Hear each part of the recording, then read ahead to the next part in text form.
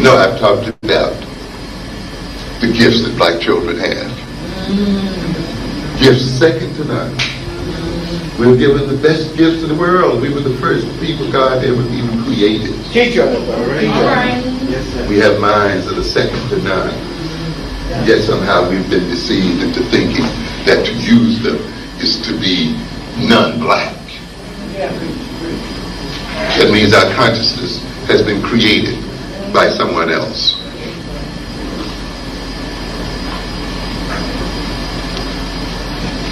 Consciousness then is a power. It's a type of power. How much power consciousness has depends upon its level and its organizational state and its functional state. That's why other people who want to use other people seek to control their what? Their consciousness. Because one thing about consciousness, the state of consciousness you're in determines what you're capable of doing or not doing. If you're in one level of consciousness, you can do one thing. If you're in another level of consciousness, you can do another. One of the greatest problems we have to solve in trying to achieve our fullest development is knowing how to control our consciousness in such a way that we can bring to a task or a problem or something and a level of consciousness appropriate to it. You say, how to match level of consciousness, organization of consciousness with problem, with circumstance, you see, and how to be able to do that through our will. That's a very difficult task to achieve. In other words, then, when we know our body needs rest, it cannot get rest if we remain in a state of wakeful consciousness, can it? Not in the deepest sense. It cannot receive the restoration and rebuild itself as long as it's highly aroused. So what do? We put ourselves, or let ourselves do what? Go into the consciousness of what? Sleep. You see? And once we go into that consciousness, the body begins its healing process and reparative process, you see, and recreating process, and we awaken, energize, and heal, and with the clarity of consciousness that permits us to function. And you can't get that kind of healing and clarity of consciousness and restfulness and reparation unless you go into the consciousness of what? Sleep. But while you're asleep, you can't do what? Certain other things.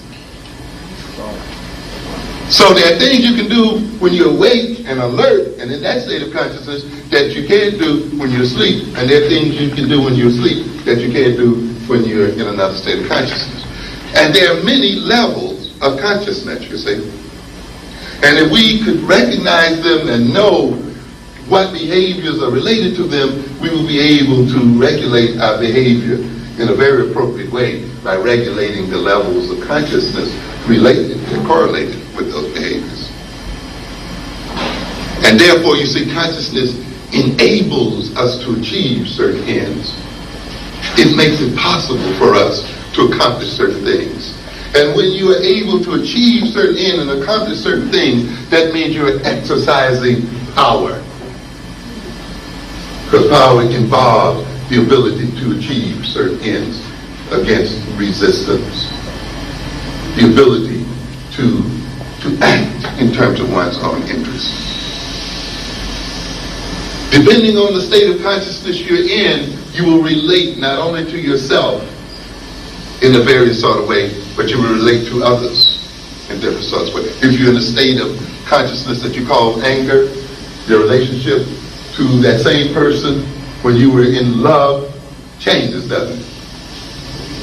Your language changes, your body changes, everything changes when that state of consciousness is in possession. When you're feeling lovely and all of this, the language changes, the body changes, and other things happen. You see? Therefore, people who want to control other people seek to control their consciousness. Consciousness is to a good degree a social product.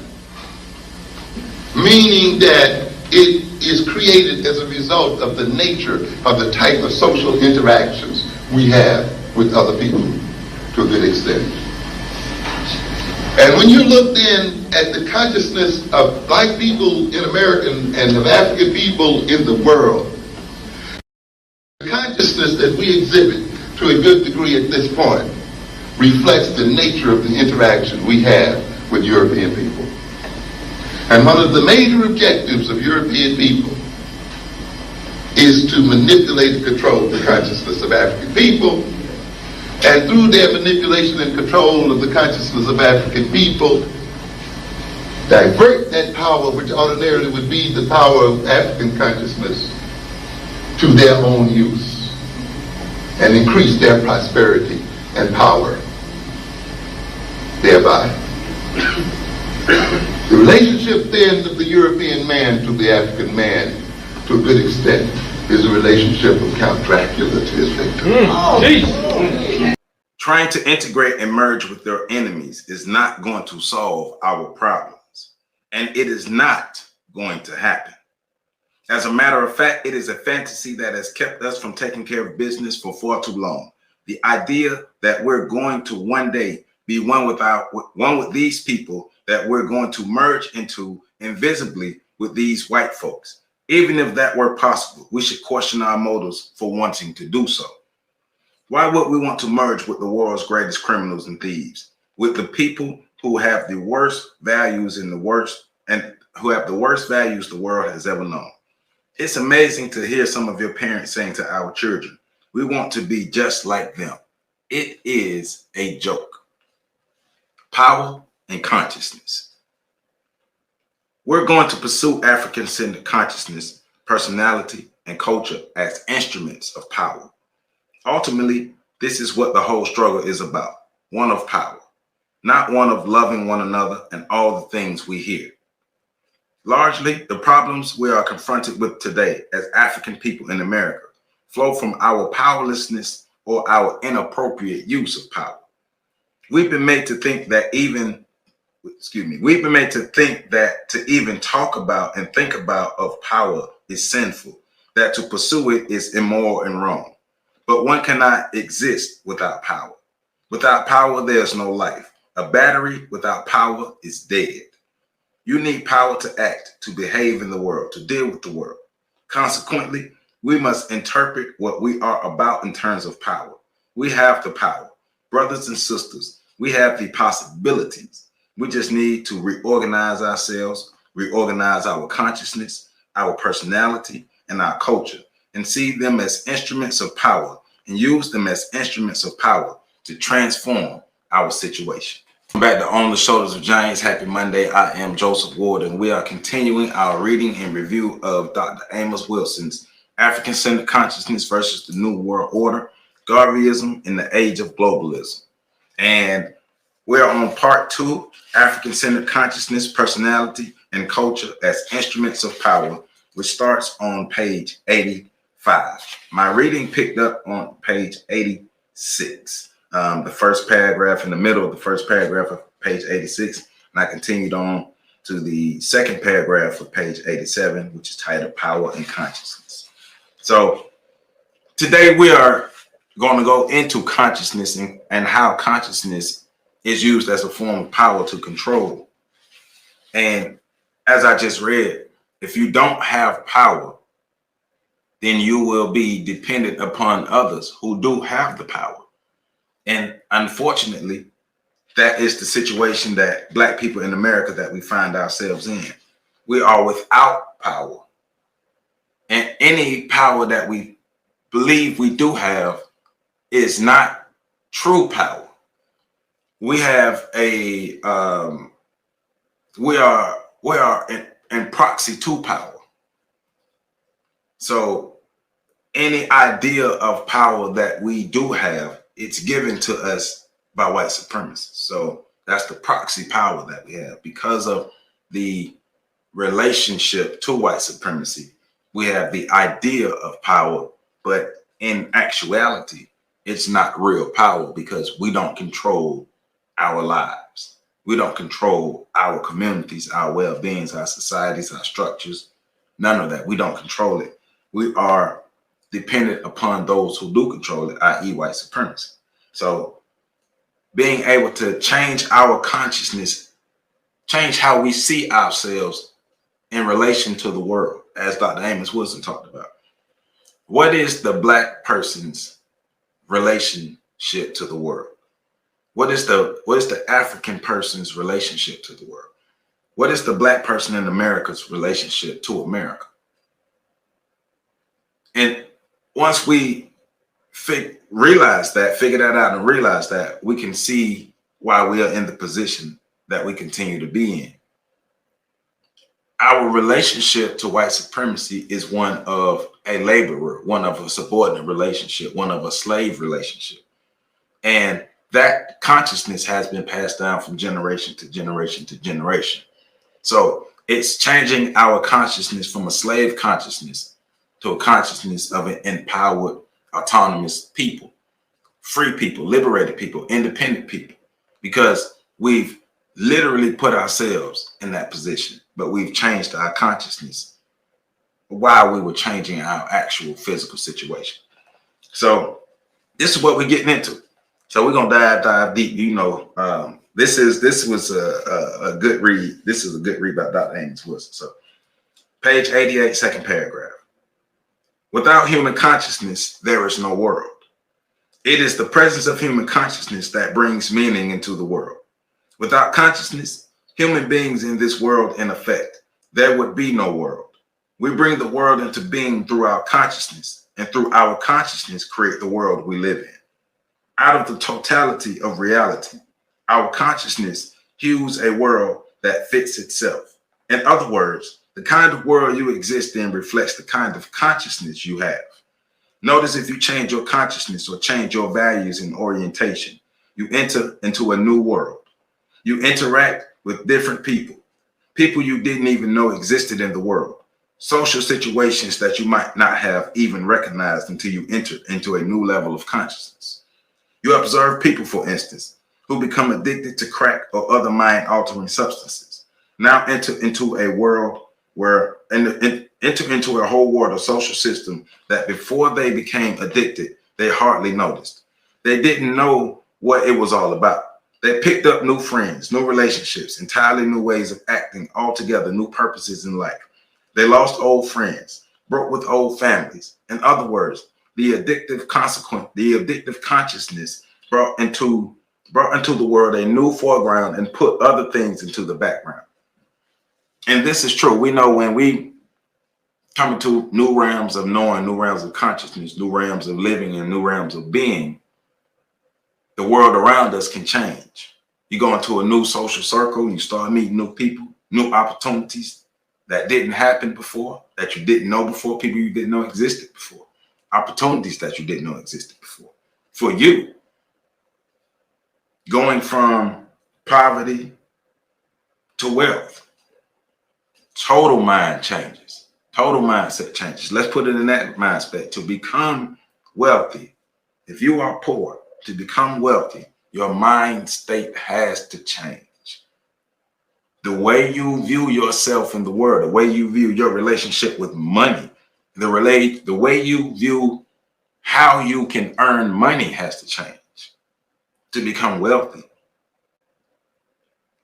To truly become wealthy, to truly change your situation from poverty to wealth, it has to be a total mindset change.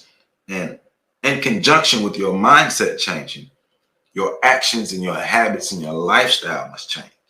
So that's what Dr. Amos Wilson is getting at. Like they say, free your mind and the rest will follow. Whatever mind state or mindset that you have, your physical world will reflect it. I'm gonna say that again. Whatever mindset or mind state that you have, your physical world will reflect that. And not just your physical world around you, it will affect the condition and even the look of your physical body. You ever notice how people who are doing good in life, who are truly doing good in life, taking care of themselves, they look great. They radiate great energy. And then look at people who are not taking care of themselves.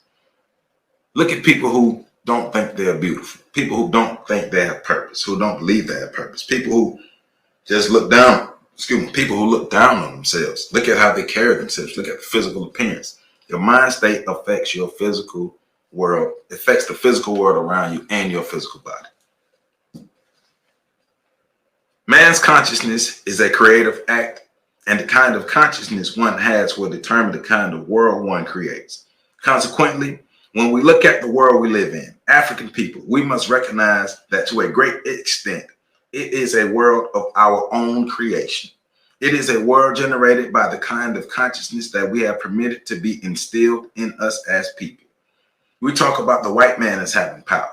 Recognize that power ultimately has to do with a relationship between people and that the white man's so-called power is to a large degree based on the nature of the relationship he has with the black man. All right. We empower him by the nature of our own behavior and attitudes as a people. He cannot be what he is unless we are what we are. If you continue to behave like a slave, if you continue to behave like a victim, you continue to behave like a ratchet person, like a hood rat, like the lowest forms of life, well, your relationship with your oppressor will never improve. You will always remain a laborer. You will always remain a slave. You will always be subordinate. You will always be on the bottom. Always.